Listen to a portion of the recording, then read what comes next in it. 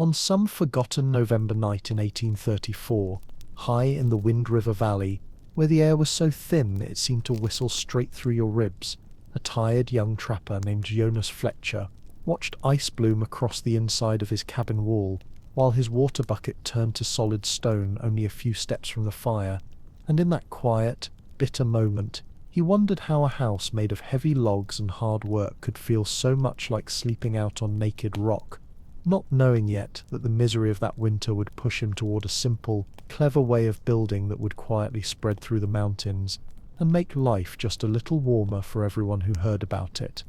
This is not the story of a famous general, or a great explorer, or a man whose name ended up carved into monuments and maps. It is the slow, patient story of someone very ordinary who refused to spend the rest of his winters shivering in the dark, and his summers sweating in a wooden oven, and who, by stubborn trial and error, learned to coax a cabin into behaving almost like a living thing that could store warmth, release it gently, breathe in cool night air, and hold on to it through the day, and soften the sharp edges of a hard climate. High in the Rockies in the 1830s, cabins were usually just boxes of logs thrown together as quickly as possible by men who cared more about setting trap lines than studying how heat moved through wood and stone. And for a while Jonas was exactly like them, stacking green logs with the bark still clinging to them, shoving moss and mud into the gaps, building his fireplace against the first convenient wall, and assuming that if it looked solid, it would act like a proper shelter. It was only when his first winter at 8,000 feet turned that box into an ice-cold sieve, and his first summer transformed it into a suffocating sweat lodge, that he began to suspect something important was missing, not in the mountains, but in the way he understood them. What followed over the next few years was not a flash of genius, but a slow gathering of ideas. A Swedish trapper with the weathered calm of someone who had made every mistake already. A Shoshone woman with the patient amusement of a person who had watched white men build bad houses for years, and Jonas himself, a former carpenter's apprentice from Virginia, who knew enough about buildings to realize just how badly he had blundered. Between them they pieced together something that felt almost like a secret. If you placed your fire differently, if you wrapped your walls in more than just a single skin of logs, if you used stone and air and earth as partners instead of afterthoughts, you could make a cabin that drank in the day's warmth and gave it back at night, or one that caught the cool of dawn and kept it like a treasure through the blazing afternoon. Tonight, as you drift towards sleep, we'll follow Jonas up into that thin mountain air. We'll step inside his first miserable cabin and listen to the wind scrape along the gaps in the walls, and then we'll stand beside him as he begins, slowly and quietly, to understand what went wrong and how a home can be persuaded to work with the weather instead of always fighting it, until that rough little shelter in the Wind River Valley becomes a kind of silent teacher about warmth, cold, and the ways ordinary people can reshape their world one log and one stone at a time. The wind at 8,000 feet did not just blow past a man, it seemed to look for the weakest place in him, and push straight through, and Jonas Fletcher learned that truth during his first November in the Wind River Valley, when he woke in the half-light of dawn, and saw, with a slow sinking feeling, that the frost on his cabin walls was not outside where it belonged, but flowering delicately along the inner logs like some pale creeping moss of ice. He had done everything, he thought, the way a sensible trapper should. He had chosen a spot with a southern exposure, so the low winter sun would spill across his doorway. He had made sure there was good timber close enough that he would not break his back, dragging logs for miles. He had built near a spring so he would never have to chop through a frozen creek, and he had stacked his logs high, crowned them with a roof, and raised a stone fireplace on the north side where the ground was flattest, feeling a quiet carpenter's pride at having raised the whole structure in just 3 weeks. But as that first winter settled in, his pride shrank with the logs. He had cut them late in summer while the sap was still running, too impatient to wait, and as the bitter cold and fierce mountain winds worked their way through the valley, those unseasoned logs began to twist and dry and shrink, opening long, thin mouths of darkness between them. The mud and moss he had shoved into the gaps seemed solid enough at first, but the clay from the creek bank cracked with the first hard freeze. The moss dried out and fell away in tufts, and the grass he'd stuffed into the larger spaces turned into convenient highways for cold air and mice alike, so that on the worst nights he could feel tiny draughts whisper across his blanket like invisible fingers. The bark he had left on the logs to save time held dampness like a sponge, and gave insects a hidden city to live in, so that even while he shivered he could hear the faint ticking and nibbling of life in his very walls. And the fireplace he had built so proudly against the north wall turned out to be a kind of unintentional betrayal. He would feed it until the flames roared and the chimney hummed, his shoulders aching from splitting and hauling wood, and yet the warmth seemed to rush past him and sink straight into the outer wall, half the fire's strength radiating into the night, instead of spreading across the room. On the coldest nights when the stars outside felt sharp enough to cut bare skin, Jonas could stand in front of his hearth with his face almost uncomfortably hot, and his back still prickling with cold, the heat pouring toward the stones and the darkness beyond, while the rest of the cabin stayed stubbornly frigid. He burned through his firewood like a man trying to keep a bonfire alive in a storm, 4 cords a month by his rough reckoning, far more than any sensible trapper should need, and still there were evenings when the frost crept slowly across the inside of his walls, while the fire spat and hissed and fought to keep up. His hands grew raw and split from endless days of chopping. His back throbbed every night as he sank down onto his rough bed of furs, body humming with the dull ache of effort, only to feel the cold seep steadily through his blankets. Sleep, when it came, was shallow and easily broken, a series of chilled dozes punctuated by the need to rise and throw more wood on the fire. When spring finally released its grip, and the snows melted down into fast, cold streams, he expected relief, but instead the cabin turned against him in a different way. As the valley warmed and the sun climbed higher, the same walls that could not hold warmth in January seemed to greedily hoard every scrap of heat in June. The thick logs soaked in the afternoon sun, and then, like slow stone stoves, gave it back through the evening and into the night, so that even after darkness fell, the air inside remained heavy and hot. Jonas would strip down to his shirt, open the door, and whatever small shutter he had carved for ventilation, and still the heat sat low and stubborn, making each breath feel thick, and his skin damp with sweat. More than once he dragged his blankets outside and slept on the bare ground under the stars, not because the wild felt safer than the cabin, but because the little box of wood he'd worked so hard to build had become unbearable, a trap for daytime heat that refused to leave.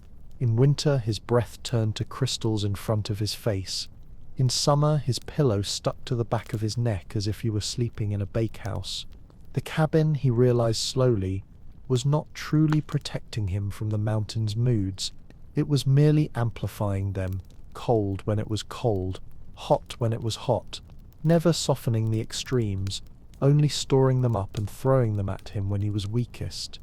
At first Jonas blamed the mountains themselves.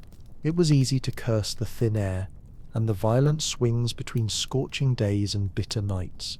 The way the temperature could plunge from a mild afternoon to a knife-edge dawn in the space of a few hours. Yet in the quiet moments when the fire had settled into a low glow, and the sounds of the forest outside were reduced to the distant call of an owl, or the faint movement of wind in the pines, the carpenter in him began to whisper that something else was wrong. He knew how buildings were supposed to feel back in Virginia, the steady solidity of timber frames and board walls, the way a well-built house seemed to breathe more gently, giving warmth back slowly instead of swallowing it whole. Out here, in this hastily thrown-together log box, none of that felt true. The turning point began, as such things often do, with a visitor who looked around his handiwork and saw, in a moment, what Jonas had failed to notice in a year of living there.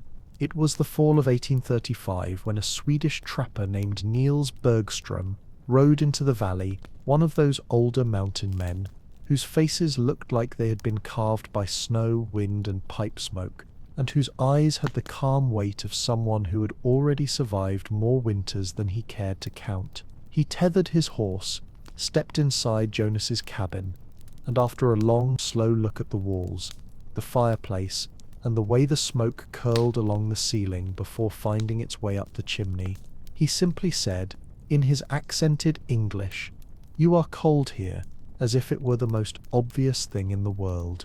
Jonas, tired and a little defensive, shrugged and tried to make a joke of it, muttering about how the mountains would freeze any man, no matter how solid his cabin. But Niels only shook his head gently and walked back outside, laying a broad hand on the outer wall, pushing at the logs, peering along the seams of chinking with the careful gaze of a man reading a story written in wood and mud. He traced the line where the fireplace stones met the logs, looked up toward the roof where Jonas had done a sloppy job of sealing the highest gaps, and then circled the cabin slowly, boots crunching on the frost-stiff ground. When he came back to the door, he gave Jonas a look that was not unkind but very clear. "Your house," he said quietly, "is built backwards. The fire warms the ground outside, not the floor inside. The cold lives in your walls, instead of staying where it belongs, out there." He nodded toward the distant snow-dusted ridges. "You are feeding the night, not yourself." Jonas frowned, not quite understanding, feeling that familiar sting in his pride whenever someone touched the sore spot of his workmanship. But there was something in the older man's calm certainty that kept him from brushing the comment aside. He gestured for Niels to sit, poured him coffee that steamed faintly in the chill air, and listened as the Swede began to talk, not in the language of books and diagrams, but in the plain, patient words of someone who had learned the rules of heat by freezing, until he could no longer afford not to understand them. Heat, Niels explained, always moved, always sought balance. It radiated from hot things like a fire or a sun-warmed stone. It traveled through solid materials faster or slower depending on what they were made of, and it rose whenever it could, collecting near ceilings while the cold air hugged the floor. In Jonas's cabin, every one of those movements was working against him. The fireplace, pressed tight against the north wall, poured half its warmth into stone that then kissed the outer air. The rising heat found tiny paths to escape, near the roofline where the chinking was poor. The single skin of log wall with nothing to slow the passage of warmth conducted the inside heat outward and welcomed the outside cold. What Jonas needed, Niels told him, was not more firewood or thicker blankets, but a different way of thinking about the cabin itself, a way to put the warm things in the center where they could feed the room and give that warmth into heavy stone that would hold it like a bank holds coin, and a way to make the walls less like a single thin coat and more like two layers with still air resting between them. Back in the old country, as he called it, people had learned not to waste their fuel on heating the night. They built their heat storage inside the house, surrounded by the air they wanted to keep warm, and they thought carefully about how to trap that warmth once they had it. Jonas did not grasp all of it at once, but the idea of the cabin being backwards lodged in his mind like a splinter, and as that autumn lengthened and the shadows in the valley grew earlier and the frosts sharper, another visitor arrived to deepen that quiet unease with his current way of building.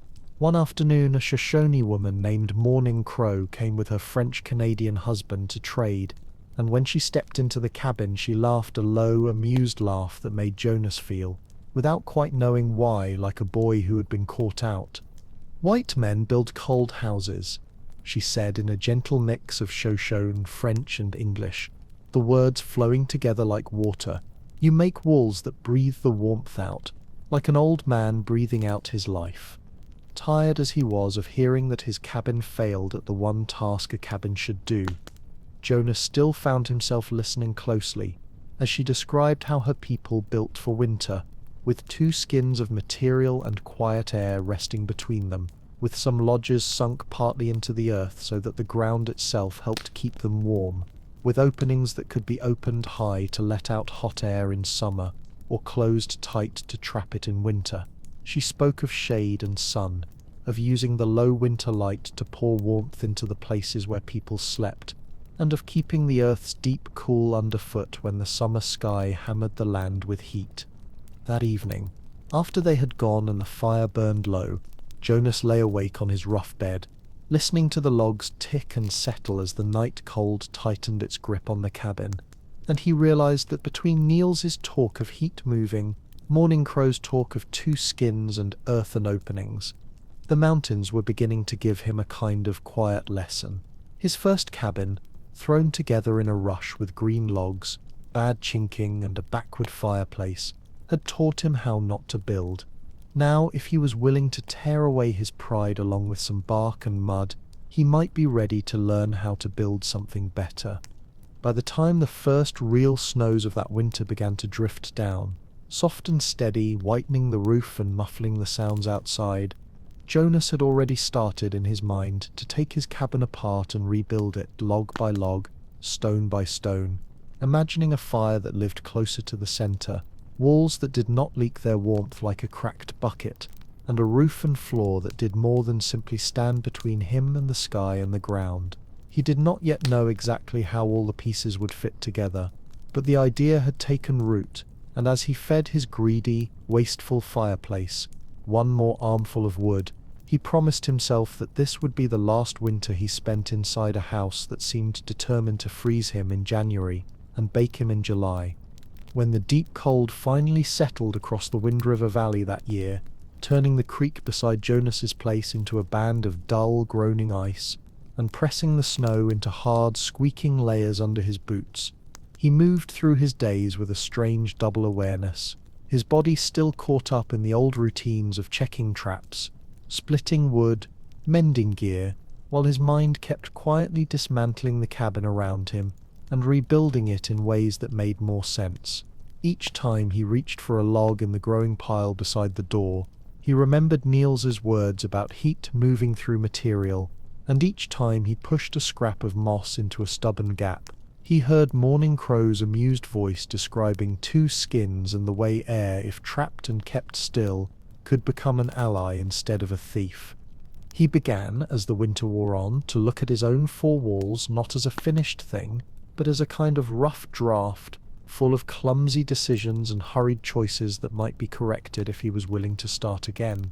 The green logs that had seemed such a clever way to save time now showed their flaws in long, visible seams where the wood had shrunk away from itself, and the bark still clinging to them looked less like a natural ornament and more like a damp, rotting blanket tied around a shivering man. The fireplace that had been his pride, a good, solid stack of stone neatly mortared against the north wall, now felt almost like a door left carelessly open to the night, its warmth drawn through the stones and out into the dark beyond. On some evenings, when the work of the day was done and there was nothing left but the soft hiss of the fire and the occasional pop of sap in a log, Jonas would sit on his rough bench with a scrap of charcoal in his hand and trace little lines on a piece of thick paper he'd carried west from Virginia, sketching nothing that would have made sense to an architect, but enough for his own mind to begin turning vague ideas into shapes. He would draw a square for the cabin, and then move a blunt, smudged rectangle representing the fireplace from one wall to another, trying it in the center, then against a wall but pulled in toward the room, imagining how the heat would spread, how the stone could be piled in such a way that it would soak up the fire's strength and bleed it back into the air long after the last ember had died. Sometimes he would drag his heavy coat around him and step outside in the clear, snapping cold to see how the valley lay in the moonlight, the snow glowing faintly and the dark lines of the pines standing like silent guards. He watched how the wind tended to funnel down one slope and vanish along another, how the drifts piled higher against the north and west sides of the cabin, how the southern face, even in winter, caught the low slant of sunlight during the short, pale afternoons. He filed these observations away like a carpenter, measuring and remeasuring before making a cut, deciding that if he built again, he would lean even more into the valley's own logic, place his openings where the light wanted to come in, and his thickest armor where the wind liked to pound. The long nights, which might have driven a less restless man into dull resignation, became for Jonas a kind of cold-weather classroom.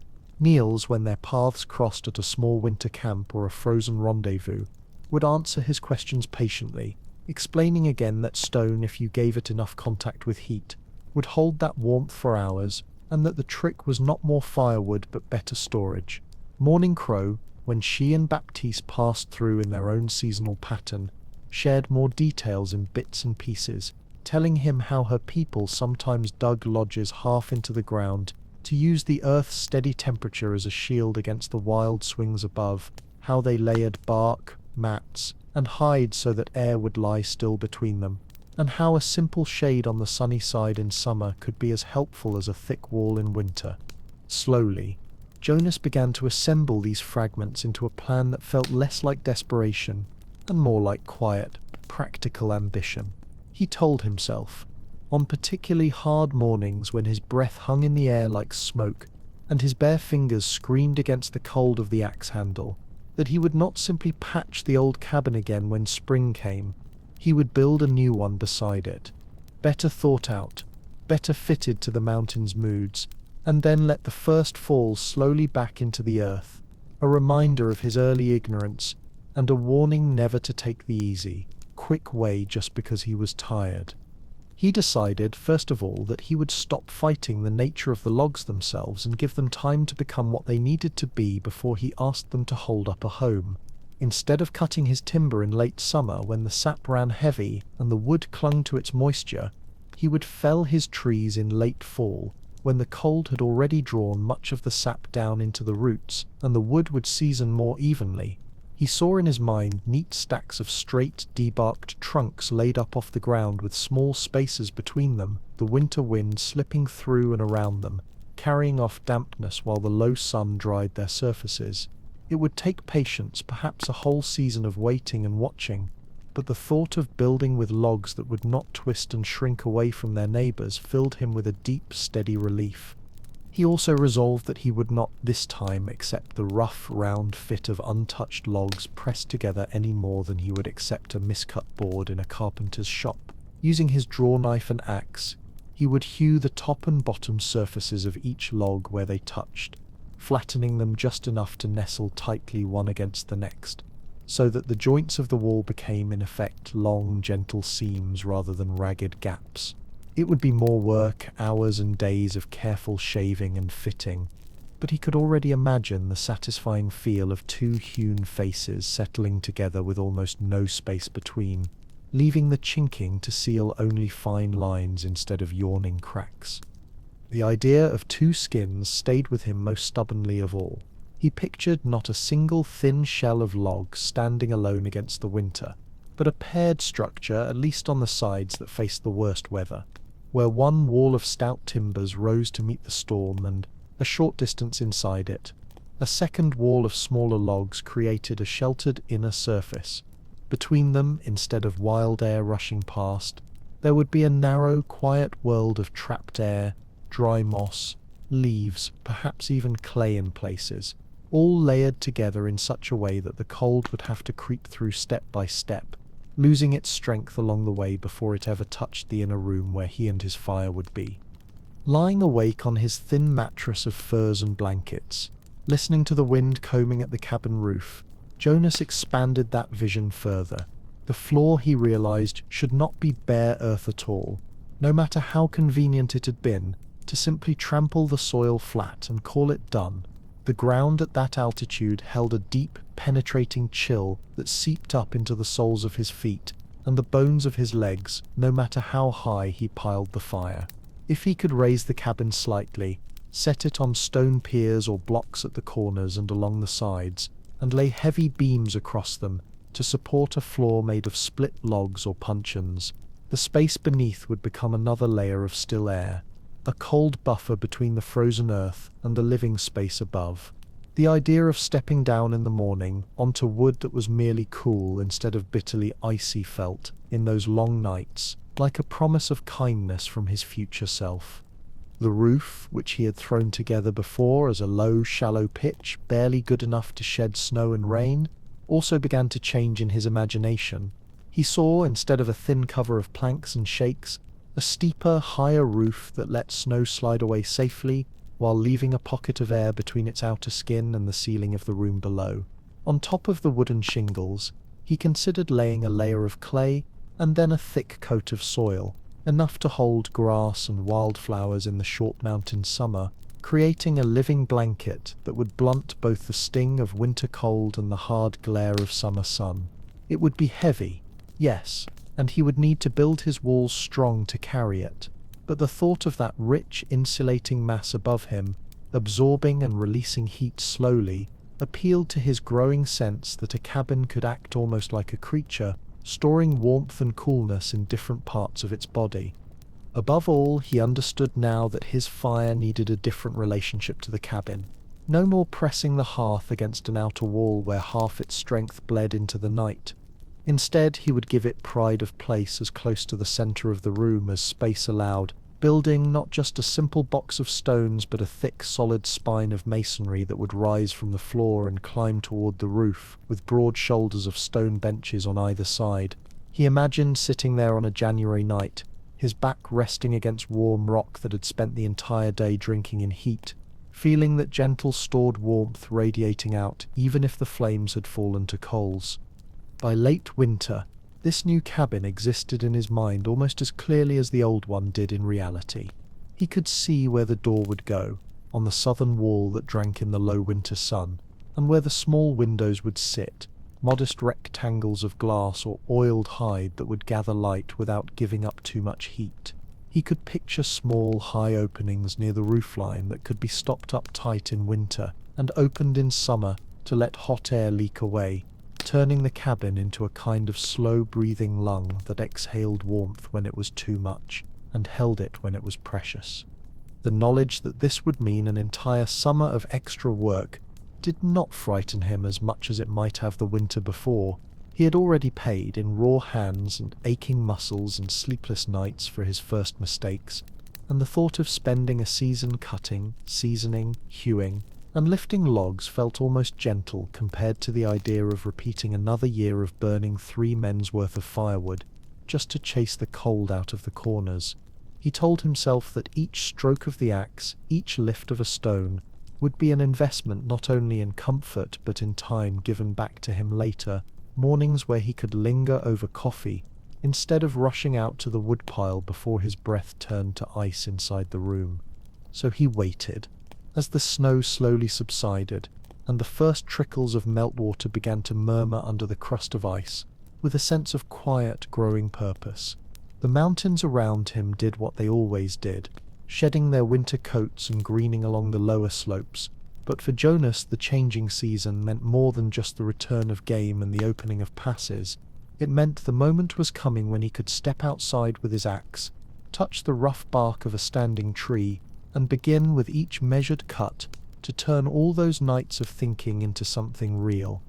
In the pale mornings of early spring, when the air still held a knife edge, but the birds had started to test their songs again, he found himself standing beside the cabin, running his hand along the old cracked chinking and the dark streaks where meltwater had found its paths, and instead of feeling frustration, he felt a kind of quiet gratitude. This flawed, backward little house had kept him alive through its one bitter trial, had taught him harsh lessons about haste and ignorance, and had introduced him to people who knew better ways. Now the next cabin, the one that would be warmer in winter, cooler in summer, and kinder to his tired body, waited in the trees above and the stones along the creek, and all he had to do was go out and gather it piece by piece. That day came with a sky so clear it seemed to ring like glass and air so sharp it burned his lungs in a clean, bracing way. Instead of the dull ache of deep winter, Jonas shouldered his axe, walked toward the timberline where the spruces and firs grew tall and straight, and chose his first tree with a careful eye, not thinking of how quickly he could bring it down, but of how it would lie through the long months of wind and cold, drying and seasoning, before it became part of the new home he now carried as clearly in his mind as he once carried only a bundle of traps and a dream of beaver pelts. Spring in the Wind River Valley did not arrive all at once. It came in slow breaths, a thin warmth on the breeze one day, then a hard, glittering frost the next.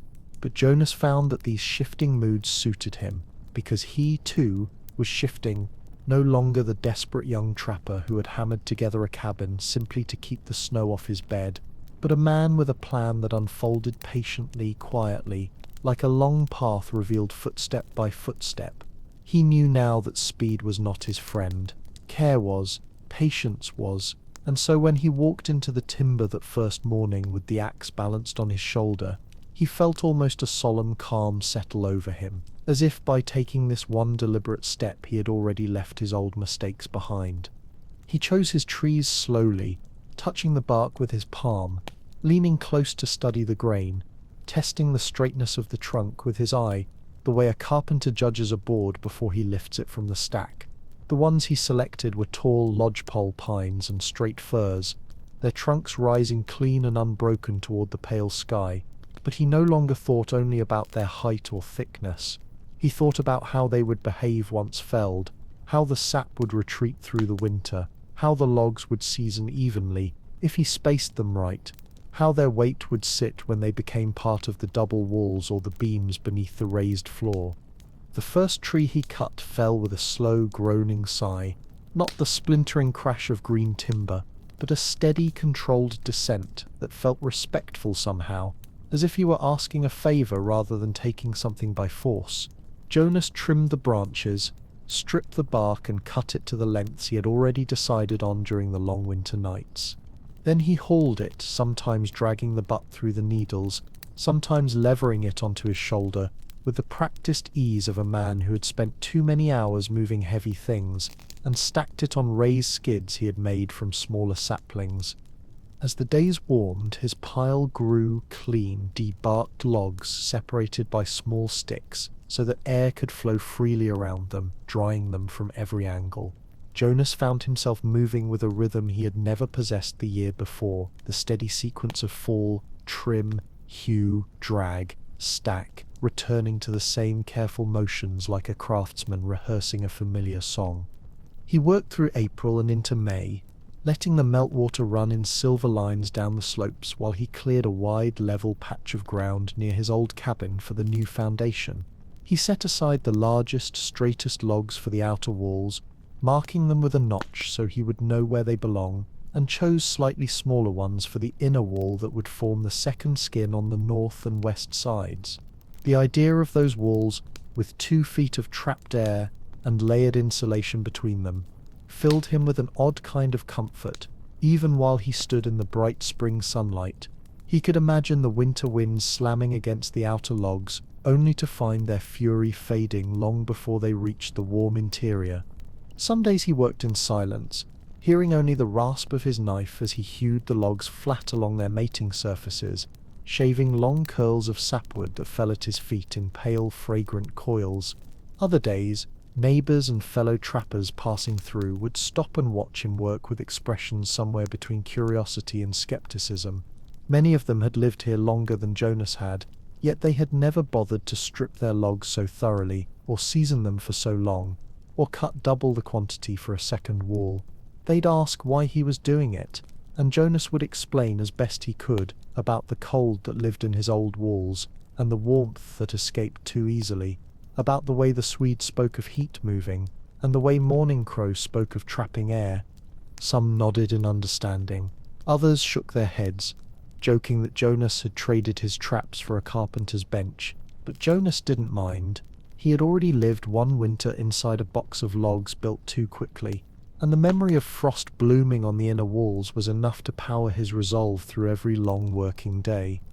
By early summer the logs were seasoning beautifully, their surfaces turning lighter and drier, their weight changing in his hands as moisture slowly left them.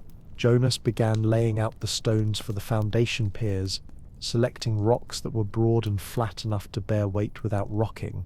He dug shallow pits, tamped the earth until it was firm, and placed each stone with the same careful attention he had once given to building fine furniture back in Virginia. When he laid the long beams across these piers to support the raised floor, they sat level and solid, forming a frame that lifted the future cabin a full 2 feet above the cold ground. From there he split logs with a broad axe and adze, shaping puncheons half-round floorboards with one flat face, which he fitted side by side across the beams until they formed a warm, sturdy platform. He could already feel the difference, stepping across bare wood instead of frozen soil, imagining his feet in midwinter landing on something firm, insulating and slightly forgiving underfoot. Later that week he returned to the wall logs, carefully hewing the upper and lower surfaces flat where they would meet. Unlike his first cabin, where he had rushed and let round logs touch in uneven ways, this time he took each stroke of the blade as part of a larger promise to himself. No gaps big enough for daylight, no shortcuts that would cost him a winter's worth of comfort. Each log fitted more precisely than the last, and with every one he set aside, Jonas felt the vision of the cabin growing clearer, not as a hurried shelter, but as a machine for holding warmth, storing cool, and bending the mountain's wild climate towards something livable. By midsummer, the woodpile looked less like scattered logs, and more like the bones of a future home, ready to be lifted into place as soon as the season turned. The stones he had gathered for the fireplace, a mix of flat river pieces and smooth rounded boulders, were stacked in neat rows, waiting for his hands to raise them into a heavy, heat-holding heart at the center of everything. Some evenings he would sit in front of the old cabin, wiping the sweat and sawdust from his arms, and look at the emerging order of his work. The leveled foundation, the stacked lumber, the stones piled ready for the hearth, and he felt something quiet settle in his chest, a sense that this time he was building not out of fear or hurry, but out of understanding. The mountains had not changed. The cold would still come, and the summers would still beat heat into the valley, but Jonas now was building with them instead of against them, preparing a place that could breathe with the seasons instead of collapsing under them. When the wind shifted in the evenings and carried the smell of high snowfields melting into distant streams, Jonas would breathe it in and picture the months ahead, not with dread but with a steady, almost peaceful anticipation. The hardest labor still waited for him, raising the walls, shaping the chimney, layering the inner insulation and building the sod roof that would bloom with grasses in summer.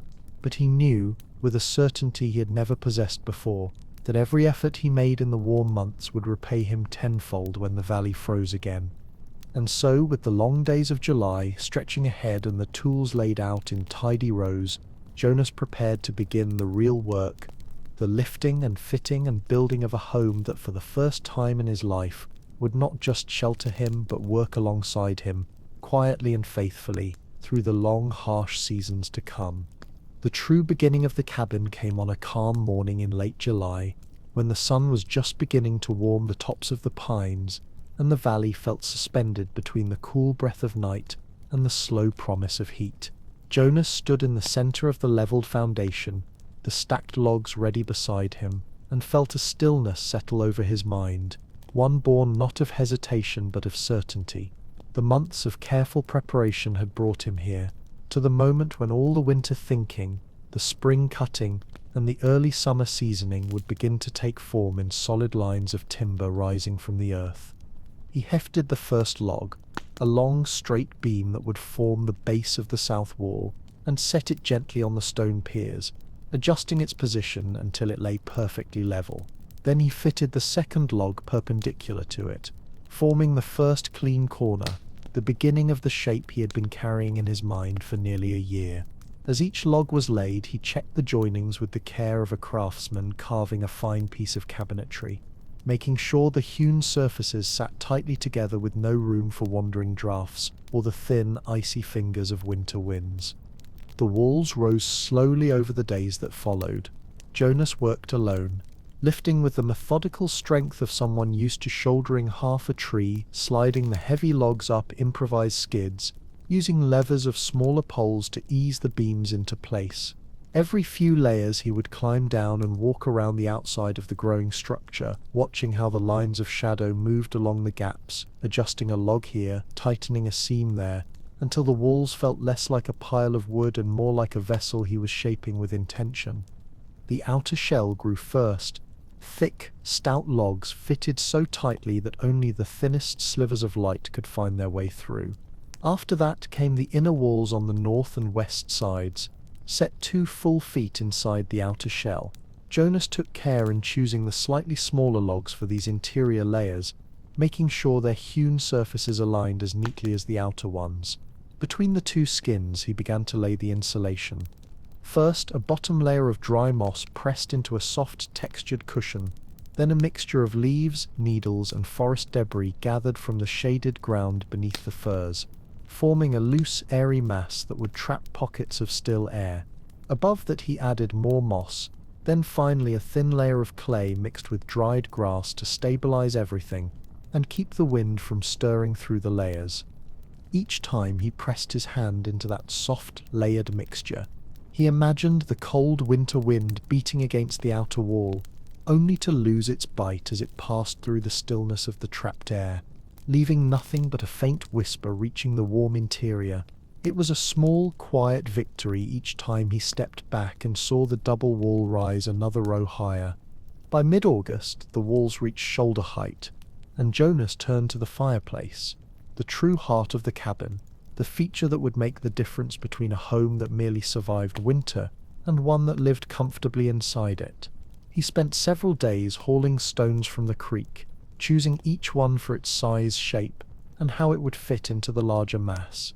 He began with heavy, flat stones laid directly onto the floor beams where he had doubled the supports, creating a stable foundation that would bear the enormous weight of the masonry. The firebox grew slowly, stone by carefully placed stone, each one settling into the next with the quiet confidence of something built to last long after its builder was gone. Jonas shaped the throat of the fireplace so it angled upward gently, guiding smoke into the chimney, but keeping radiant heat facing the interior. He extended broad stone benches on each side of the hearth, places where tools might rest during the day, or where a man could sit on a bitter night with his back leaning against the warm, breathing stone that held the memory of every flame burned before. As the chimney rose, Jonas introduced the slight bend Niels had described, a subtle curve that forced the heated air and smoke to linger just a moment longer against the stone before it escaped, giving the chimney more time to drink in the warmth. He fitted a stone slab as a primitive damper near the top, one he could pull closed when the fire was low so that the hard-earned heat would not rush away into the night. By the time the chimney reached above the height of the future roofline, the cabin had begun to feel different, not just a construction site, but a creature with a warm core, a stone heart ready to beat slowly through the long winter. When Jonas placed his hand against the completed mass and imagined how it would glow with stored heat on a January night, he felt a sense of calm flow through him, the satisfaction of knowing he had built something not merely functional but wise. With the hearth finished, he returned to raising the walls, driving the structure higher until it reached the height he had planned. The logs fit tighter than any he had ever worked with before, their seasoned wood settling together with a quiet dignity that made each new row feel like the next step in a promise kept. He left space for 2 small south-facing windows and a sturdy door, features that would draw in the winter sunlight and give him enough brightness to work inside without losing too much heat. Once the walls reached their full height, Jonas turned to the roof. He built a steep, pitched frame of carefully chosen beams, each one notched and secured with wooden pegs he carved by hand. Over these rafters he laid split cedar shakes as a base, overlapping them like scales. Then came a layer of clay. He spread carefully with a trowel, sealing gaps and preparing the surface for the final layer, rich, dark soil hauled by the basketful from the creek's edge. As he pressed the soil into place, forming a thick blanket across the roof, he imagined how it would behave through the seasons, absorbing heat in summer, insulating in winter, and eventually blooming with wildflowers whose roots would knit the earth together. The roof felt alive even before the first seeds took hold, a living shield between the cabin and the changing sky. By early September, the structure was complete enough for Jonas to step inside on a cool evening, close the temporary plank door behind him, and sit on the stone bench beside the empty hearth. The interior smelled of fresh wood, clay, and dry moss, a scent that felt both earthy and new. The walls stood straight and thick, the air unmoving and quiet, the light from the small windows soft and golden as the sun lowered outside. He sat there for a long time, not speaking, not even thinking in words, letting the weight of everything he had built settle around him. Outside, the shadows lengthened across the valley, and the first hints of autumn's cold brushed against the doorway. But inside the cabin, there was a gentler stillness, a promise that this winter, for the first time since he had come to the mountains, the fight against the cold would not be desperate or miserable, but measured and fair, a challenge he and the cabin would face together instead of alone. And as the cabin darkened around him, Jonas realized with quiet certainty that his work was not just construction, it was understanding made visible, a lesson learned log by log, stone by stone, until the mountains themselves seemed to nod in approval at what he had built. Autumn settled into the Wind River Valley with the slow, certain confidence of a season that knew exactly what it intended to bring. The warm afternoons faded earlier each day, the shadows growing longer and cooler, and every night the air seemed to sharpen just a little more, reminding Jonas that the valley winter did not drift in gently, it descended. But this year, for the first time, Jonas felt ready for it. By late September, the new cabin stood complete. The last of the chinking firmly pressed into the narrow seams, the sod roof green and full above the cedar shakes, the windows fitted with their small panes of glass, and the thick wooden door hung on heavy iron hinges he'd traded for the previous spring. The old cabin, leaning slightly, its chinking cracked like old bone, waited a few dozen steps away, and Jonas often glanced at it with the same rueful fondness a man gives to a mistake he no longer carries shame for, only gratitude for the lessons it forced him to learn. But the true test of his work, the moment he had been imagining through winter storms and summer heat alike, came on an early October afternoon when a sudden cold snap swept over the valley. The breeze that had been mild the day before turned crisp, pushing down from the high ridges in a steady, icy flow that promised frost before nightfall. It felt like the mountains themselves had chosen that specific day to ask him, quietly but firmly, "Well, did you build wisely this time?" Jonas decided it was time to light the first fire. He knelt before the wide stone hearth, stacking kindling and small splits of seasoned pine he had set aside for this moment. As he struck flint against steel, the sparks danced briefly and then caught the dry shavings, blooming into a small flame that grew steadily when he fed it more wood. Soon the firebox glowed warm and alive, the flames licking the stones with a kind of eager familiarity, as though they recognized where they belonged. Jonas sat back on the stone bench, feeling the first tendrils of heat reach outward, brushing against his hands and face. It was different from the old cabin, immediately, unmistakably different. In the old structure, half the fire's warmth had shot straight into the outer wall, leaving him shivering even when the flames roared. But here, with the stone mass at the center of the room, the heat circled outward, lingering in the air and sinking into the broad benches, soaking slowly into every surface. For 2 hours he fed the fire generously, letting the mass of stone drink in the heat, as the flames danced higher and the light flickered against the log walls.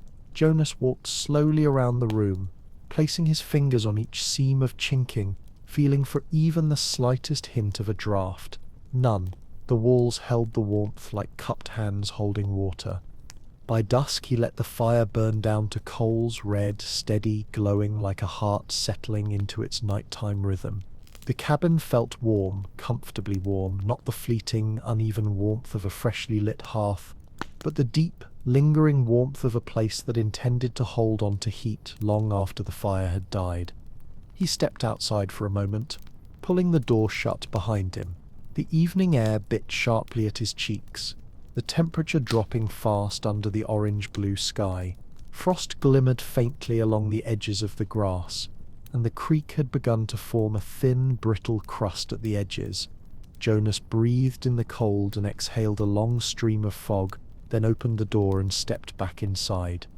It felt like stepping into another world, where outside the cold gathered like a closing fist, inside the air wrapped around him warm and soft, the way a blanket heated by the sun might drape across tired shoulders. The stone fireplace radiated a deep, gentle heat that seemed to pulse through the room. The double walls muffled the wind so thoroughly that Jonas could barely hear it. The cabin felt hushed, insulated not only from cold but from noise itself. He sat again on the stone bench, leaned back and pressed his palms flat against the masonry. The stones were warm, not hot, but warm in the way a living body might be. It felt as though the fireplace breathed slowly, releasing warmth into the room with each measured exhale. Jonas closed his eyes. For the first time since coming to the Rockies, he realized he was not bracing himself for the cold. He was simply comfortable. Later that night, after the last coals had dimmed to a red glow, Jonas lay in his bunk, listening to the quiet. There were no drafts nibbling at his ears, no strange colds sliding along the floorboards, no frost creeping across the walls. The temperature dropped a little as the night deepened, but gently, so gently that he barely noticed. The stone mass, now fully charged with heat, continued to warm the room in slow, steady waves. At dawn he opened his eyes and saw his breath form a faint mist. Just once, and only faintly, but the cabin itself was far from cold. He sat up, pulled on his boots without feeling the sting of icy leather, and walked across the floor that was cool but not freezing. He went to the fireplace, touched the stone, and found it still warm, not hot but warm enough that he smiled. When he stepped outside to fetch wood for the morning fire, the valley greeted him with a world of white frost stretching across the grass, the air sharp enough to make his eyes water. It was the kind of morning that would have made his old cabin feel like a frozen chest. But now, for the first time, he felt no dread about returning indoors, only gratitude.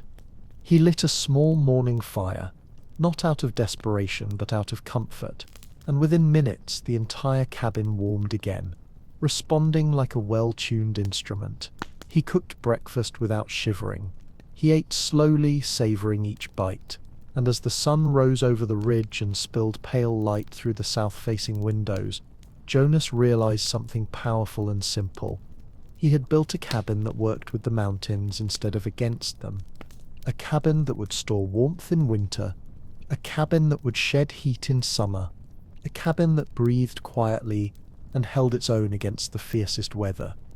As the fire crackled softly behind him, Jonas looked around at the familiar shape of the room, the logs he had cut, the stones he had placed, the walls layered with moss and clay, and felt a sense of peace spreading through him, deep and steady. This winter would not break him. This cabin would not betray him. And in the gentle light of that early morning, Jonas Fletcher understood, perhaps for the first time, what it meant to build a home rather than just a shelter. As October deepened and the valley shifted fully into its long season of ice-edged mornings and early dusk, Jonas found himself watching the sky with a different kind of attention than in years past. Instead of dreading the first real storm, he waited for it almost with a craftsman's curiosity, like a blacksmith testing a blade he'd forged by hand, wanting to see whether it would bend or break under pressure. That storm arrived one night with no warning. A low growl of wind rose from the northern ridge, rolling across the darkness like the sound of distant thunder, and within minutes a wall of snow swept into the valley, thick and heavy, falling so fast it softened the world into whiteness. Jonas stepped outside once, just long enough to secure his woodpile and make sure the animals were sheltered, but the cold hit him with such force that it felt like a shove from an unseen hand. It was the kind of storm that could strip heat from a body in minutes. He returned indoors, sealed the door, and stood still for a moment, listening. The wind roared against the cabin, real, frightening wind that could rattle poorly built walls and send icy drafts slithering along floors. Jonas had known that sound all too well last winter. He remembered sitting in his old cabin, hunched over his fire like a man trying to shield a candle from a hurricane, feeling the cold seep through the log seams while snow sifted in through gaps above the door. But now, inside the new cabin, the sound of the storm arrived differently. Where last year it had thundered and clawed, this year it thudded softly, muffled by the thick double walls.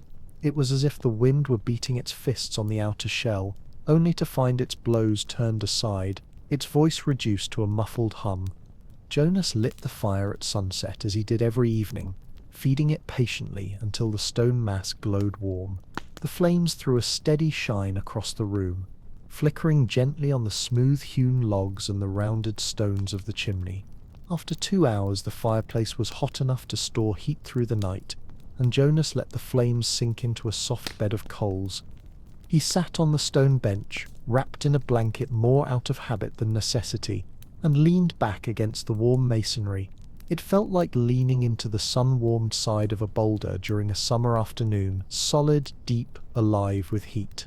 Outside the storm screamed, but inside the warmth touched him gently, steadily, like a hand placed on his shoulder in reassurance. At some point he drifted into sleep, right there on the bench, the fire whispering low but confident beside him. When he woke in the middle of the night, the cabin was dark except for the faint red heartbeat of the coals, but it was warm, not hot, not chilly. Warm, a deep, even warmth that spread through the air and seemed to settle in his bones. He stood slowly, stretching, half expecting to feel cold sting his skin, but it didn't come. The stone was still warm under his fingertips. The air held its temperature like a held breath. The floorboards, which used to be bitterly cold in his old cabin even when the fire raged, now felt only cool, never freezing. He cracked the door open for a moment to check the storm. A blast of wind-driven snow hit him so sharply he closed it again in an instant, heart pounding from the sudden cold. It was a night that could kill a man caught out in it. But the cabin, his cabin, felt as safe as a burrow deep in the earth. He slept deeply until dawn. When morning arrived, the storm had passed, leaving the valley smothered in a thick blanket of white. The snow lay heavy on the roof, but the steep pitch had shed most of it, and the sod beneath held firm, its layered mass insulating the cabin even now in the pale cold light. Jonas opened the high vents slightly to release a bit of warm air, and let the cold night moisture escape, just as Morning Crow had taught him. And then he built a small morning fire. It caught instantly, warming the room in minutes, instead of the hours it once took. He stepped outside, boots sinking into snow almost to his knees, and looked back at the cabin. Smoke curled upward in a thin, steady plume, a sign not of desperate burning but of gentle, controlled heat. The structure stood solid, unmoved by the storm, snow piled against the north wall. But that was by design. The drifts themselves now acted like extra insulation, another layer of still, trapped air pressed close to the logs. Jonas took a deep breath, watching it curl into the cold morning air, and felt something he hadn't felt since coming to the mountains. Confidence. He wasn't fighting the valley anymore. He wasn't spending every waking hour feeding a fire or patching holes or bracing against the elements. The cabin was doing the work with him, quietly, predictably, almost thoughtfully. Over the next weeks, as winter dug in with its familiar stubbornness, Jonas saw the same pattern repeat. The cabin warmed quickly in the evenings. The heat lasted through the nights. The storms came and went, but the walls held strong, the double insulation keeping the wind at bay. His woodpile diminished slowly, not at the frantic rate of the year before. He spent fewer hours cutting logs and more time fixing tools, mending clothes, carving small items for trade, and even on quieter afternoons resting. This was the difference between mere shelter and a place built with understanding. When guests stopped by, passing trappers accustomed to the misery of winter cabins, they stood inside Jonas's home with a kind of quiet awe. Some reached out to touch the walls, remarking on the lack of drafts. Others stood by the fireplace, feeling the warmth radiating long after the flames were low. A few simply sat down and sighed, as though they had forgotten what comfort felt like. They asked him his secrets. He told them everything. Not as bragging, not as instruction, but simply as shared knowledge, because he understood finally what Niels had meant, and what Morning Crow had taught, and what the first winter had burned into him. A cabin wasn't sit, just a box of logs. It was a conversation with the climate, a negotiation with wind, sun, stone, earth, and air. A quiet agreement that, if built wisely, could turn the fiercest valley into a place of rest. That winter, Jonas Fletcher's cabin didn't just survive the storms, it thrived through them. And as the snows deepened outside while his hearth glowed warm within, Jonas realized with a deep sense of gratitude that his second winter in the Wind River Valley would be nothing like the first, because this time he had learned to build a home that knew how to hold its own against the mountains. By the time winter loosened its grip on the Wind River Valley, and the first shy warmth of spring began to spill down from the snowmelt ridges, Jonas understood something he had never expected to feel in the mountains. His cabin had become a partner. It held warmth when warmth mattered. It released it slowly when the fire died. It shielded him from the wind like a friend standing in front of him. The winter felt less like a battle, and more like a long, steady conversation with a home built of wood, stone, and intention. But now came the opposite test, the one that had beaten him just as brutally the year before, summer. For Jonas, summer in the old cabin had been a season of misery. The heat didn't just sneak inside, it invaded. The logs swallowed the day's sun and spat it out all night long, turning the interior into a suffocating box of trapped warmth. Sleep was impossible. The air sat heavy and unmoving. Even with the door open, the inside of the cabin felt like a furnace sealed under a pinewood lid. More than once, Jonas had abandoned the place entirely and slept on the cool earth outside just to breathe. So as spring turned to early summer in 1837, Jonas watched carefully. He noticed how the high sun pressed light onto the sod roof, how heat shimmered over the valley floor in waves, how the wind shifted forms, no longer the icy blade of January but the hot breath of July. He wanted to see if the second half of his design, the part inspired by Morning Crow's quiet wisdom about airflow and shade, would prove itself as truly as the winter principles had. Summer arrived with a suddenness only mountain climates seem capable of. One week the mornings were crisp, with thin frost lingering in the shadows of stones. The next, the valley glowed with heat from morning until dusk. The days stretched long and bright, and the air grew warm enough that the scent of pine resin thickened and drifted on the wind. Jonas prepared himself for the worst, but the worst never came. Inside the cabin, the air stayed cool. Not cold, not chilly, but cool in a way that felt almost miraculous.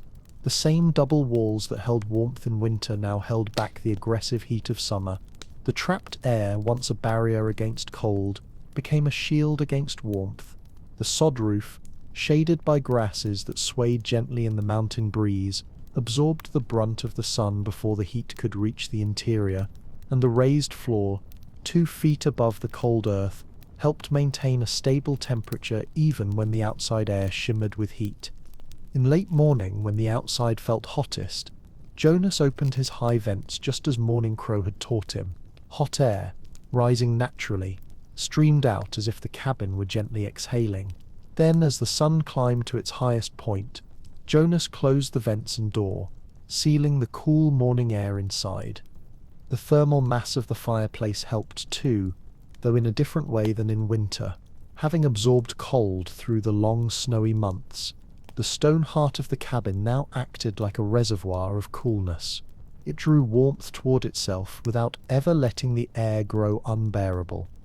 On some afternoons, Jonas ran his hand along the stone bench and found it faintly cool, as though it remembered winter in its bones. Visitors who rode through the valley that summer commented on it immediately.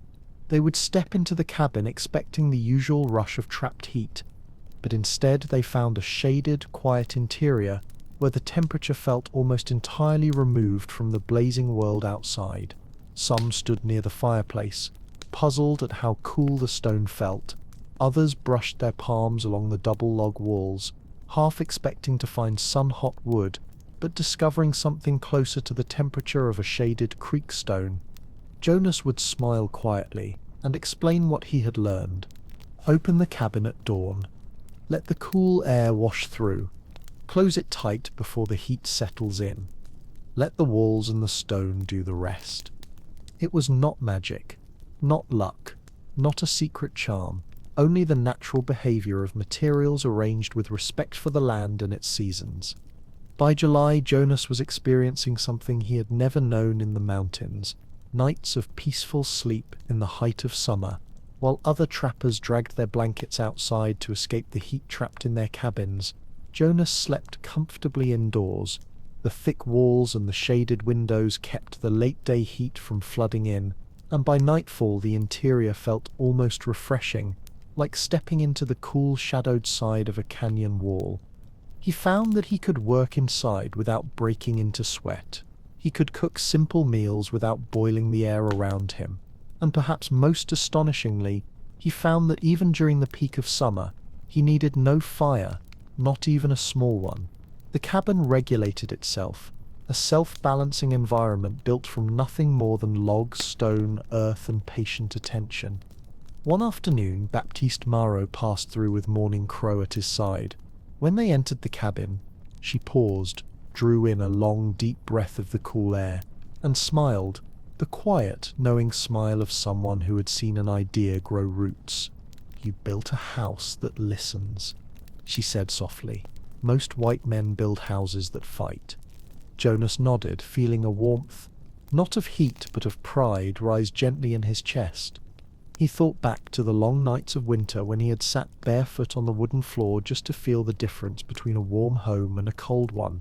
Now summer gave him a second gift. The knowledge that the cabin he had built with his own calloused hands did not simply protect him from the cold, but also sheltered him from the heat. The mountains no longer dictated his comfort. His cabin negotiated with them on his behalf. And as he walked outside into the blazing sun, then returned indoors to the gentle coolness waiting within, Jonas Fletcher realized that he had built something rare for a man alone in the wilderness. A home that offered peace in every season. By late summer of 1837, word of Jonas Fletcher's peculiar, unusually comfortable cabin had begun to drift along the trapper trails and river crossings. The way campfire smoke drifts through pines, quietly, steadily, carried from one traveler to the next. Most news in the mountains traveled this way, a remark at a trading post, a half-told story beside a fire, a memory repeated at rendezvous. By the time a few months passed, Jonas's home had become one of those topics. Men brought up with a curious mix of respect and disbelief. The Wind River Valley was a place where cabins were usually judged on a single standard. Could you survive a winter inside them? Most trappers built for speed, not comfort. Most cabins leaked, creaked, shrank, and groaned. Most summers were spent avoiding the inside because the heat collected like smoke in a sealed room. But Jonas had done something different, something that defied the usual worn-out jokes trappers made about frontier houses. There was no cool corner or warm spot in Jonas's place. The whole structure seemed to stay in a steady, agreeable temperature that other men struggled to describe. And so, one by one, they came to see it for themselves.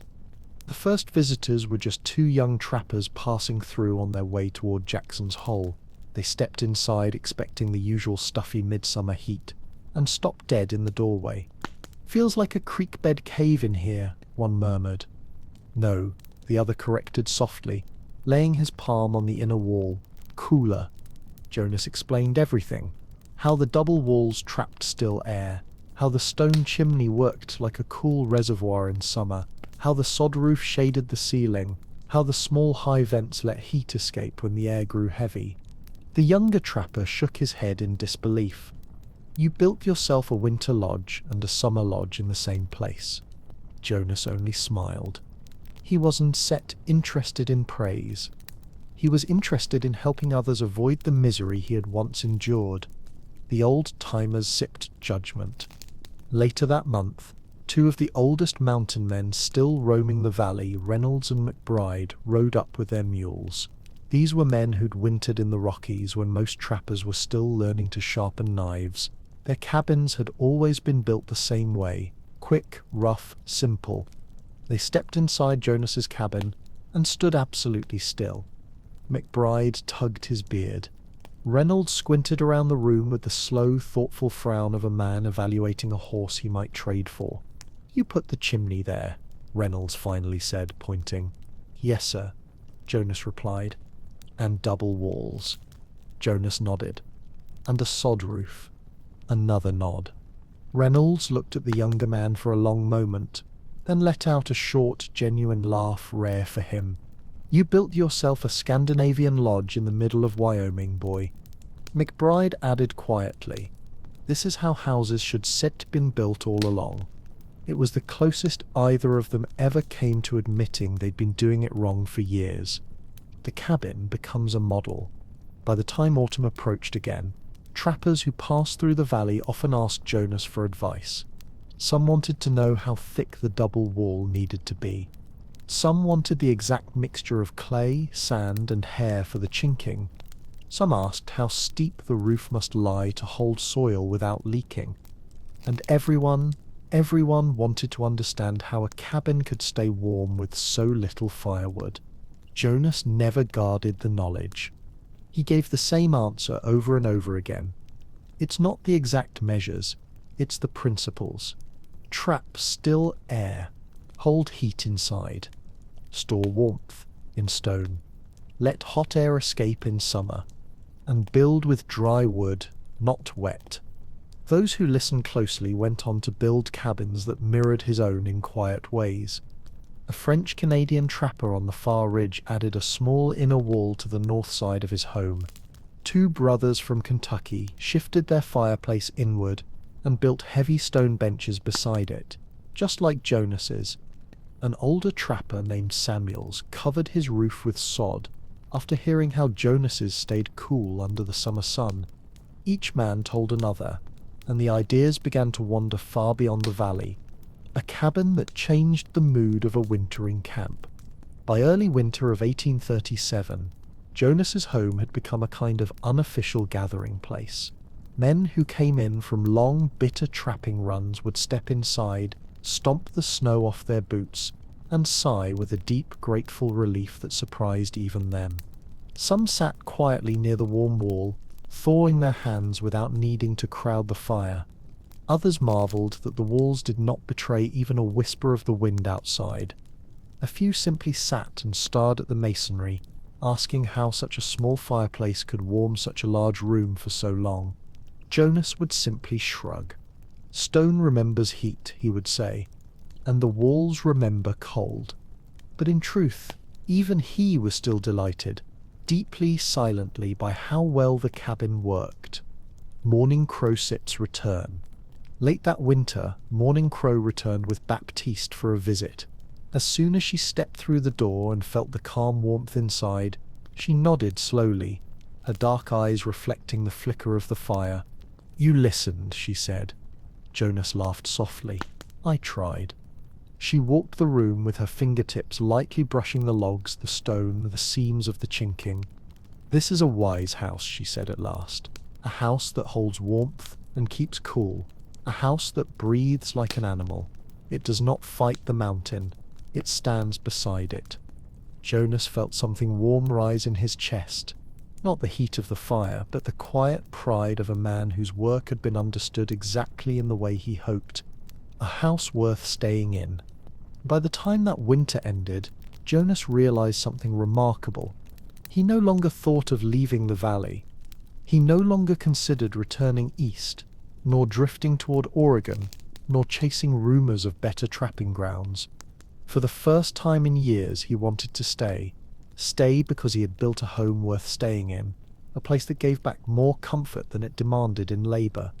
A place shaped by Swedish stonework, Shoshone insulation, wisdom, a Virginia carpenter's stubborn attention to detail, and one long winter of lessons carved into a man's bones. The cabin was more than shelter now. It was a story of shared knowledge, carried in the walls, in the roof, in the stone heart glowing softly at the center.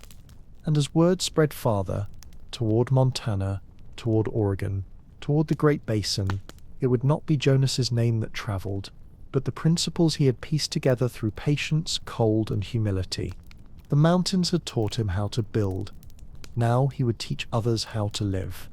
As the seasons turned once more, and the Wind River Valley drifted toward another long winter, Jonas began to notice subtle changes in the behavior of the trappers and travelers who passed through his land, because where once men would simply ride hard into the valley, barter quickly, sleep in their own drafty shelters, and leave before the morning frost stiffened their boots, now they lingered a little longer near Jonas's door, drawn not only by the warmth inside, but by the revelation that a cabin could be something more than a hastily assembled box of survival.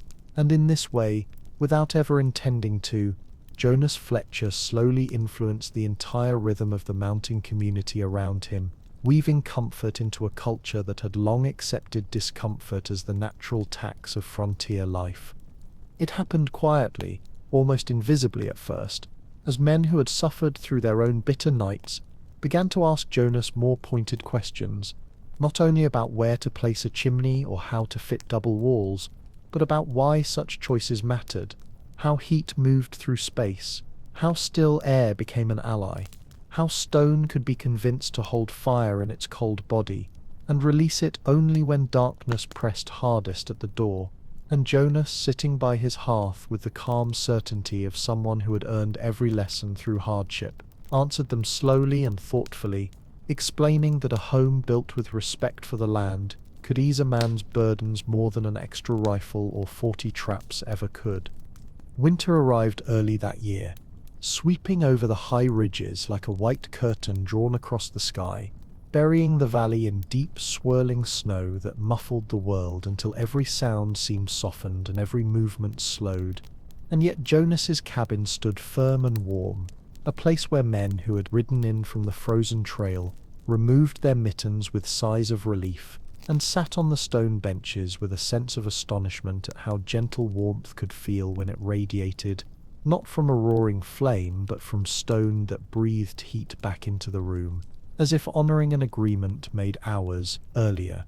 Even men who prided themselves on toughness, the kind who slept in half-buried shelters or shrugged off frostbite scars as though they had been born with them, found themselves lingering a little too long beside Jonas's hearth, their hands pressed to the warm stones, their eyes darting along the seamless log joints sealed with clay, sand, lime, and hair, trying to understand how something so simple could feel so extraordinary. And though they rarely admitted it aloud, many of them left with their thoughts quietly rearranged, considering for the first time that comfort was not a luxury but a tool, as useful as any knife or rifle when the mountain tried to break a man.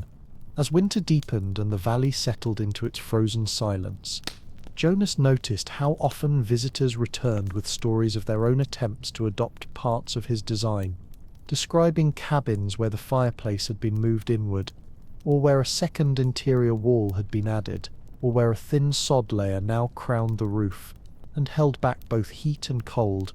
And though these structures varied wildly in skill and execution, each bore a resemblance to Jonas's work, like distant cousins sharing a subtle family trait, and Jonas felt a quiet satisfaction knowing that these improvements, though humble and shared freely, were beginning to ripple outward far beyond the footprint of his own home.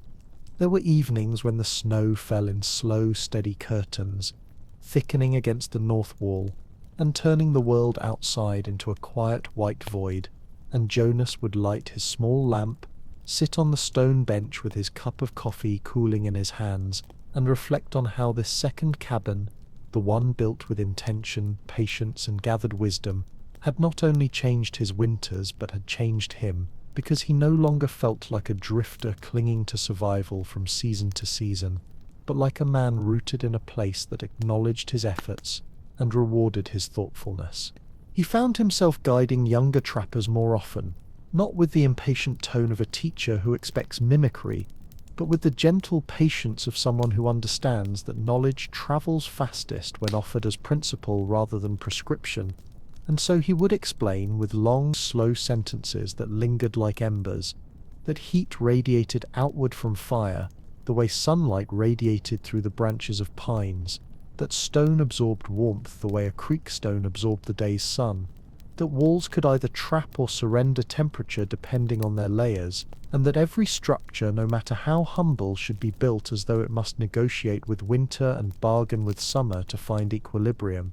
As the months wore on, Jonas began to see signs of a subtle but undeniable transformation in the valley, because cabins that had once been built in hurried fashion now showed signs of deliberate thought, with double-thickness walls on the windward side, raised floors that separated living space from frozen ground, and chimneys placed where their warmth could soak into the interior instead of leaking into the night. And though each builder had interpreted the lessons differently, the valley as a whole had become a slightly more comfortable, slightly more forgiving place for those who wintered there. Sometimes, when the moon rose bright over the pure white snowfields and the mountains stood black and sharp against the sky, Jonas would step outside and look toward the dim glow of lanterns in other cabins scattered along the valley floor, knowing that inside those walls were men sitting warmer, sleeping deeper, and burning less wood than they once had, and he felt a quiet, profound sense of connection to them, not because he had sought recognition or gratitude. He hadn't, but because he knew that every improvement made by one mountain man strengthened all the others, weaving together a fragile but vital network of survival in a place where mistakes were punished without mercy. Thus, the cabin he had built with his own hands, guided by borrowed wisdom and shaped by necessity, became more than a structure of logs and stone. It became a quiet teacher, a model, an example whispered from one campfire to the next, reminding anyone who cared to listen that even in the harshest landscapes comfort was possible, warmth was earnable, and a home, if built with patience and understanding, could become one of the most powerful tools a man carried into the wilderness.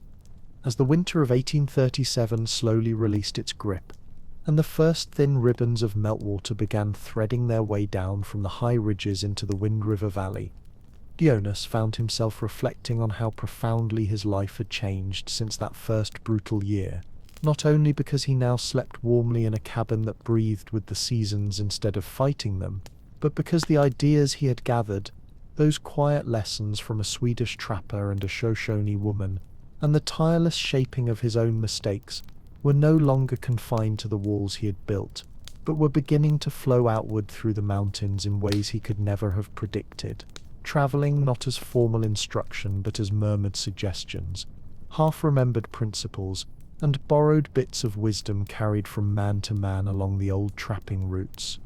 In those early spring months, as the ground thawed and the valley turned from white to brown to tentative green, small groups of travelers and trappers continued to stop by Jonas's cabin, and each visit deepened his awareness that something was shifting in the way people approached building in the Rockies. These men, hardened by winters spent huddled in poorly built shelters, no longer treated Jonas's cabin as a curiosity but as a kind of silent challenge to their understanding of what a mountain home could be. They would step inside, inhale the faint scent of dry moss and warm wood, and ask long, meandering questions that were less about technique and more about understanding. One man, a trapper from the upper Snake River region, spent nearly an hour running his fingers along the log seams, feeling the firmness of the chinking, and then turned to Jonas and said, half bewildered, "How does it not breathe out the warm air like all the rest?" And Jonas, rather than offering step-by-step instructions, answered him with a long explanation about still air insulation layers, and why a wall with two skins held heat the way a deep river holds cold, long after sunset. Another visitor, a French métis hunter who had lived half his life in the Great Lakes country, stood beside the hearth with a thoughtful frown, and murmured that the fireplace reminded him of the old stone ovens built by French settlers back east, heavy, slow to heat, but steady beyond compare. Jonas nodded and explained how the thermal mass worked, how fire fed into stone and stone fed back into the room long after the flames were gone, and the hunter listened with the quiet intensity of someone filing away information not for curiosity but for survival. It soon became clear that these men were not merely impressed. They were learning, and they were carrying what they learned far beyond the valley. That spring's rendezvous, held some miles away near Horse Creek, became the first real sign of how widely Jonas's ideas had already spread. When Jonas arrived, men he barely knew approached him with questions about raised floors, sod roofs, and inner log walls, repeating advice they had heard second-hand from travelers who had visited his cabin months before. Some had even attempted small improvements already, and they described their successes and failures in long, rambling stories that made Jonas smile. One told him, proudly, that his firewood consumption had dropped by half after moving his hearth inward. Another explained that he no longer woke with frost on his blankets.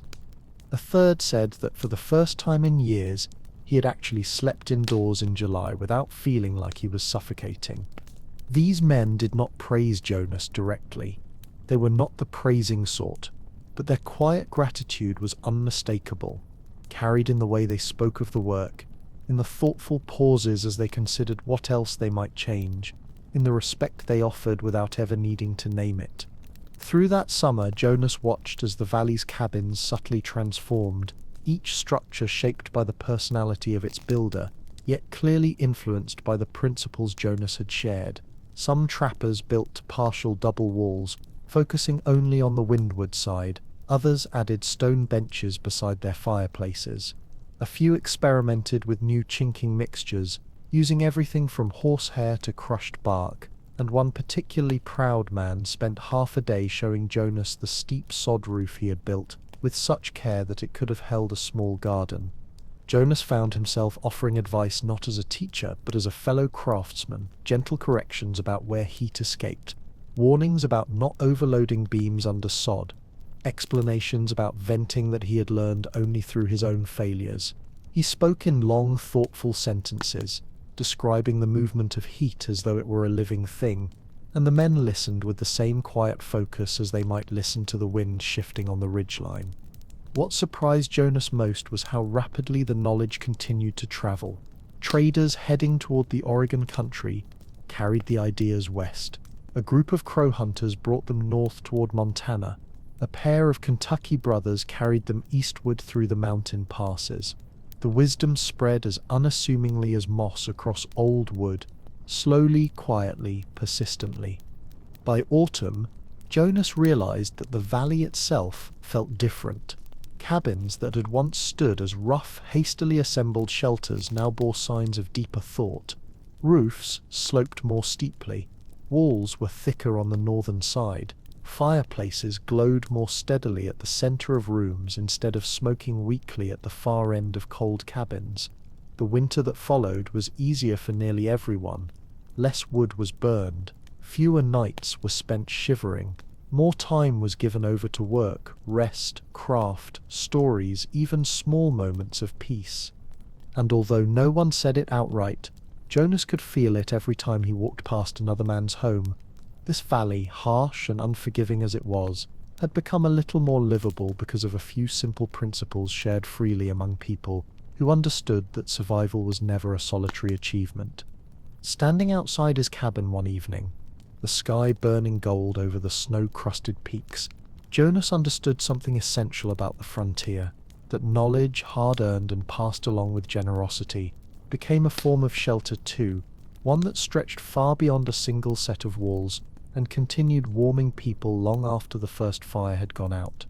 As the years unwound and the mountains slowly carved their seasons across Jonas Fletcher's life, the cabin he had built with such deliberate care remained at the center of everything he became, standing there year after year like a quiet companion that held not only warmth and shelter, but the memory of every lesson he had earned the hard way. He raised his children beneath its sod roof, teaching them how to stack firewood so that the logs dried evenly, how to clean the chimney stones without disturbing the delicate balance of heat they stored, how to listen for the faint breathing of the walls as the temperatures shifted from day to night. His wife, Morning Crow's cousin, a woman with her own knowledge of the land, moved through the home with the grace of someone who understood that a well-built dwelling was not simply wood and stone, but a reflection of the builder's respect for the world around him. And she added her own touches. Woven mats to soften the floor in winter, herbs hung along the rafters to dry, careful attention to the vents in summer to keep the cabin's breath steady and cool. The cabin did not change its nature as the decades passed, but Jonas did. In his youth he had come west hungry for beaver pelts and adventure. In his middle years he wanted stability, warmth, and a home that made the rough country bearable. And in his later years he discovered something he had never expected, that the knowledge he had pieced together from mistakes, from the wisdom of others, and from the endless patience of experimenting with wood and stone, had become more valuable than any fur he had ever trapped. People continued to seek him out, not because he was the best hunter or the strongest man in the valley, but because he understood how to make the mountains less punishing, how to coax comfort out of a place defined by extremes. He never kept his methods secret. Whenever someone asked, he would sit beside the fire and speak in his long, deliberate manner about heat moving like water, about walls acting like blankets, about roofs remembering the sun. He cared more about sharing the principles than the details, telling each visitor that a good cabin was less about exact measurements and more about understanding how wood, air, and stone behaved when the world outside turned violent or unbearably hot. As the 1840s came and the fur trade crumbled under the weight of changing fashions and empty beaver streams, the mountains transformed around Jonas. Trappers gave way to settlers, families replaced solitary wanderers, and the trails filled with wagons instead of pack saddles. And though many of these newcomers built their homes from milled boards or using Eastern designs unsuited to the high country, some paused long enough to seek the old mountain man who lived in the well-built cabin that somehow stayed warm when every other house froze, who knew how to orient a structure so that the winter sun reached into its deepest corners, and who could tell simply by touching a log how it would behave in January. Jonas taught them gladly, seeing in these families a desire not just to survive a winter but to build lives rooted in the mountains themselves. His lessons spread further still, drifting into Oregon country, Montana, and the Great Basin as settlers carried bits of his knowledge with them, stitching it into the patchwork of frontier architecture. When Jonas was in his 70s, an age few mountain men reached, he found that maintaining the cabin he had built with his own hands had grown difficult. His joints ached with the cold, his back no longer tolerated the weight of stones, and the deep snows that had once challenged him now exhausted him. His children, grown and with families of their own, urged him to move closer, and so, reluctantly, Jonas left the Wind River Valley, and the home that had sheltered him through more than 4 decades of storms, heat waves, and long, quiet nights by the hearth. He left the cabin standing, solid as ever, its logs seasoned to a warm honey color, its walls still thick and well-fitted, its stone fireplace ready to hold heat through any darkness. Others lived in it after him, settlers passing through, young couples seeking shelter, wanderers who recognized craftsmanship even if they didn't know the story behind it. And each person who stayed there marveled at how naturally the cabin moderated the weather, how little wood it needed, how calm and restful it felt inside, even when the outside world raged. Eventually, after Jonas's death in 1881, the cabin began to weaken under time's patient hand. The sod roof, once lush with grass, sagged and gave way under decades of snowstorms. The inner walls, though sturdy, slowly absorbed moisture as the chinking cracked. The great stone fireplace remained upright, proud and stubborn, long after the outer logs had begun collapsing into the earth. By the early 1900s, the last of the cabin had settled back into the ground, its stones half buried, its logs softened into soil, as if the structure were returning its borrowed materials to the valley that had shaped it. Yet the knowledge Jonas had gathered, the understanding of how to make a building breathe, how to harness sun and stone, how to trap still air and let heat flow gently, did not vanish with the cabin's collapse. It continued moving in quiet ways, passed down in stories, preserved in the construction habits of mountain homesteaders, rediscovered decades later by architects and engineers who described with technical language the same principles Jonas had learned by watching frost creep across poorly chinked logs. His ideas lived on in farmhouses with deep eaves, in sod-covered roofs on prairie homes, in central hearths built of heavy stone, and in the unspoken rule among mountain builders that a home should work with the land rather than against it.